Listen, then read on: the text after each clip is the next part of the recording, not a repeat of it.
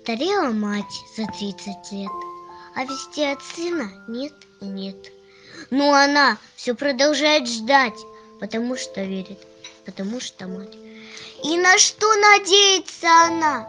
Много лет, как кончилась война, много лет, как все пришли назад, кроме мертвых, что в земле лежат. Сколько их в то дальнее село, мальчиков безусых не пришло.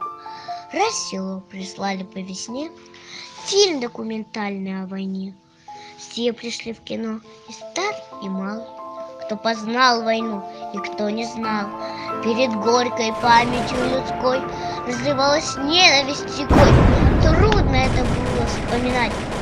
Вдруг с экрана сын взглянул на мать. Мать узнала сына в тот же миг, и пронесся материнский крик: «Алексей!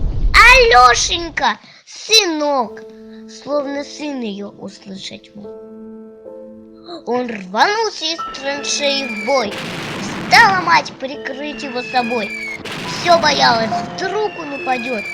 Но сквозь годы мчался сын вперед. «Алексей!» — кричали земляки. «Алексей!» — просили. «Да беги!»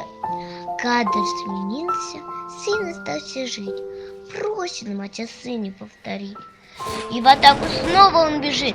Жив, здоров, не ранен, не убит. «Алексей! Алешенька! Сынок!» Словно сын ее услышать мог. Дома все и чудилось кино. Все ждала, вот-вот сейчас в окно посреди тревожной тишины постучится сын ее с войны.